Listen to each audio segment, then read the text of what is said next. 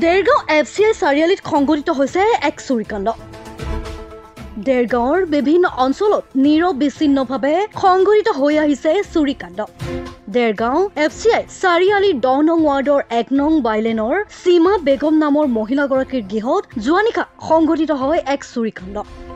ঘৰত কোনো নথকাৰ সুযোগ লৈ চুৰে সংঘটিত কৰে এই ঘটনা। গৃহটোৰ পিছ দুৱাৰ ভাঙি চুৰে গৃহত প্ৰৱেশ কৰে আৰু চুৰে লুটি লৈ যায় সোণৰ চেইন, সোণৰ আঙুঠি আৰু নগদ 40-50 হাজাৰকৈ টকা। প্ৰায় 2 লাখ টকাৰ সম্পত্তি চুৰে লুটি লৈ যায়। চুৰিকাণ্ডৰ ফলত ঘন জনবসতিপূৰ্ণ অঞ্চলটোত আতংকৰ পৰিৱেশে বিৰাজ কৰিছে। আৰক্ষীয়ে বৰ্তমান তদন্ত আৰম্ভ কৰিছে। মোক FCI গোদামৰ ওচৰত দেৰগাঁও আৰু মোৰ নাম সীমা বেগম।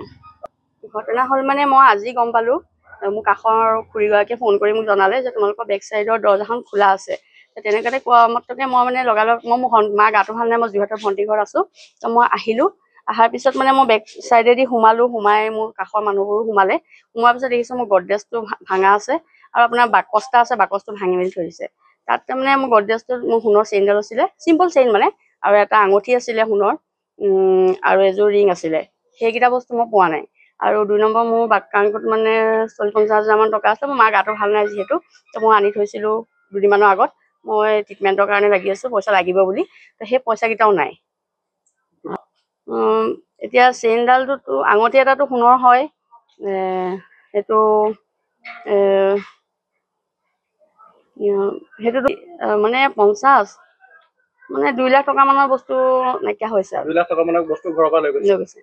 তলা ভাঙা নাই, মই আগফালে গেটৰ তলা, গ্ৰিলৰ তলা, আগফালে দৰ্জাৰ তলা, বেক চাইডেদি বেক চাইডৰ দৰ্জাখনহে মানে খোলা আছে। সেইখন মানে খুলি ল'লে হয়। সন্দেহকে এতিয়া মই একো কৰা নাই। মোৰ সন্দেহত এতিয়ালৈকে অহা নাই বাৰু তেনেকুৱা ব্যক্তি। মই কাৰোবাক সন্দেহ কৰিম বৰ্তমান, কাৰণ মই জানুৱাৰী 2 তাৰিখৰ পৰাই ঘৰত নাই। মানে মই অহা যোৱা কৰি থাকোঁ, ভণ্টি ঘৰত আছোঁ। সুবিধা পালে হয়, বেক চাইডেদি সোমাইছে। এতিয়া নিশাই হ'ব লাগিব, কাৰণ দিনতোতো মানুহ চব এনেও ইফাল সিফাল যায়। মই 11টা মানত গম পাইছোঁ। চেইনডাল, আঙুঠি এটা সোণৰ কাণফুলি এযোৰ। পইচা 50-60 হাজাৰমান হয়। তাৰমানে মই আজি 2 দিনমানৰ আগত মাৰ হেৰিগাল 40 হাজাৰ উলিয়াইছিলোঁ আৰু কেইটকামান আগৰ আছিলে ধৰক। মই সেইকেইটাতো হিচাপ কৰি থৈ যোৱা নাছিলোঁ। টোটেল মানে বস্তুখিনি হয় মিলাই।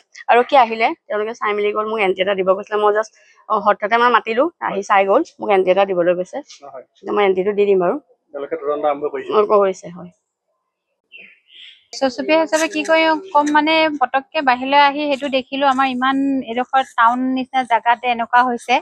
এতিয়া চিন্তাৰ বিষয় হৈ গৈছে, একেবাৰে নাইকিয়া হৈ গৈছে।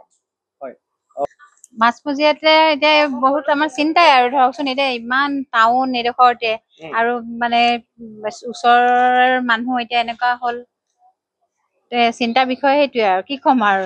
বাকী আৰক্ষী তদন্ত কৰা ভাল, আমাৰো চিন্তা হৈ গৈছে, এতিয়া ধৰিব লাগে সোনকালে। দেৰগাঁৱৰ পৰা মাধুৰ্য বৰাৰ প্ৰতিবেদন।